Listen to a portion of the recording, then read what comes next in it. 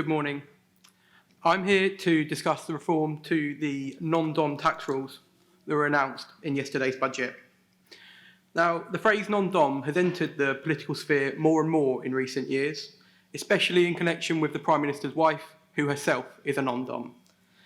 However, despite the fact that the term is more widely known, not many people actually understand what a non-dom is. In UK personal taxation, it's based on two principles: residence and domicile. Residence is where someone currently lives.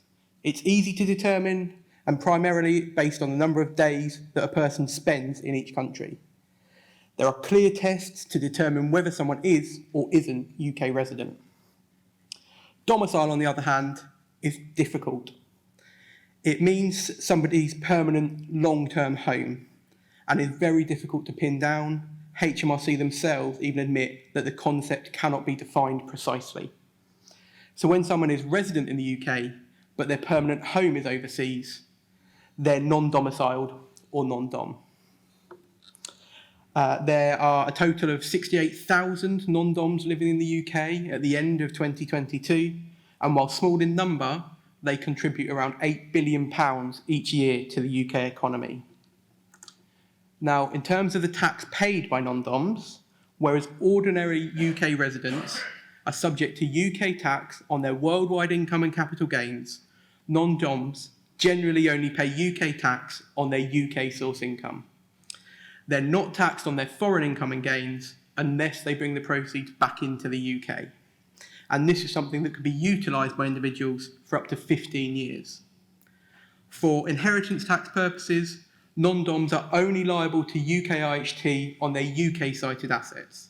Any assets sitting outside the UK are not subject to UK IHT. Now, before yesterday's announcement, non-dom tax rules were going to be a key differential between the two main political parties at the next general election. Labour had already announced that they were going to scrap the non-dom tax status and use the money to fund additional jobs in the NHS. In the past, Conservatives have been in favour of keeping the status, and their view was that non-doms are ultimately very wealthy individuals who are globally mobile, making it easier for them to limit the amount of time they can spend in the UK, and a change in the tax rules could mean they decide to relocate from the UK entirely. Jeremy Hunt himself has warned in the past that a change to the rules could drive non-doms away from the UK. Here are two quotes from the Chancellor in 2022 and 2023 explaining why scrapping the non-dom tax status would not be a good idea. The phrase at the end of that second quote, "We will never do that," may well come back to haunt the Chancellor, especially in an election year. So, in 2024, Jeremy Hunt has decided to scrap domicile and scrap the remittance basis. Why has he done this? Well, firstly, it might be something to do with the estimated £2.7 billion that these measures are due to raise. At a time when his fiscal headroom is not quite as large as he expected it to be, bringing in these changes has allowed the Chancellor to make giveaways such as the NIC cut and the changes to higher child benefit charge that impact a wider selection of voters. Secondly, it removes weaponry from the Labour's armoury during the election campaign.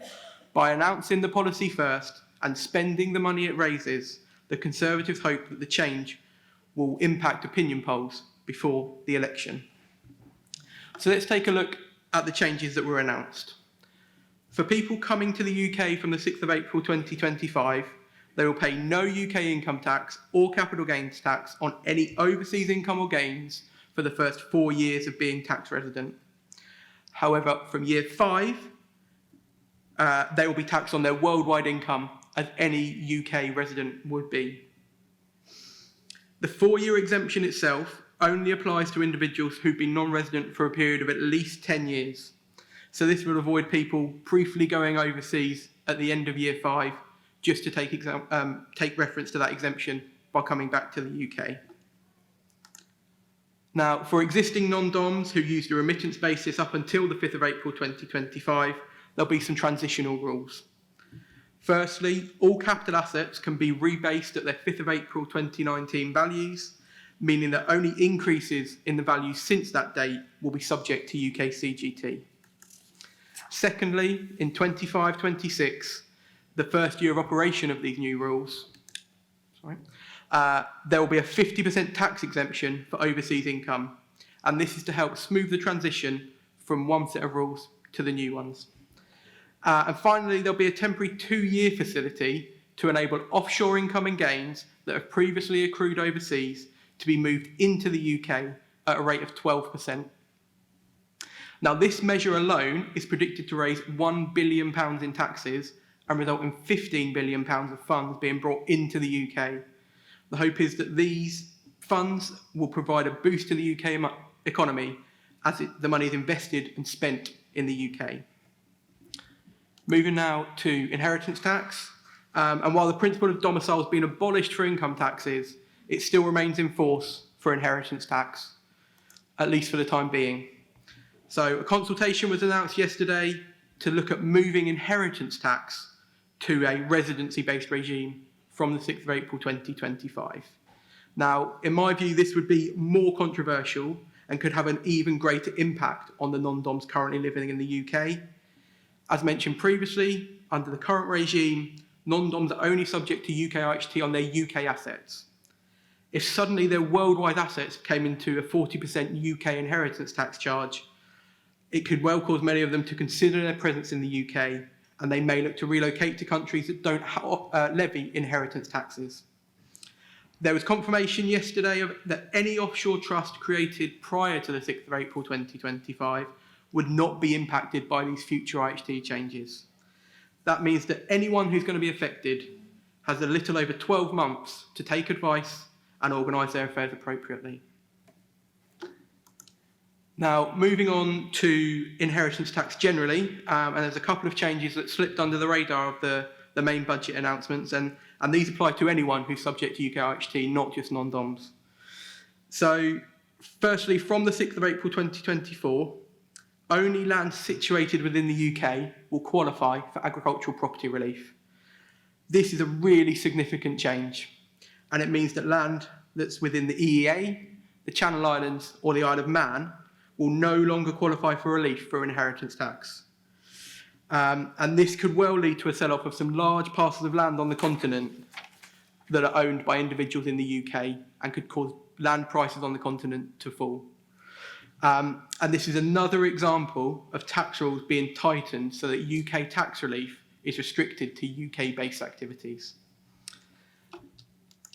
Secondly, from the 6th of April 2025, APR will be available on land used for environmental land management schemes, providing the agreements under those schemes are contracted with either the UK government, a public body, or local authority. And this is welcome news for the agri sector as it deals with the changes to the way they receive government funding. Also announced yesterday was a joint working group between HMRC, the Treasury, and industry bodies, hoping to clarify the treatment of ecosystem service market. Now, this relates to biodiversity net gain agreements, woodland carbon units, and similar such schemes, and will hopefully provide some much needed clarity to landowners who are considering entering into these schemes. At the moment, there is no certainty under the IHT treatment of this land, so this will hopefully provide some clarity. Thank you, and I'll just hand you over to Sam, who will be talking about UK property tax changes.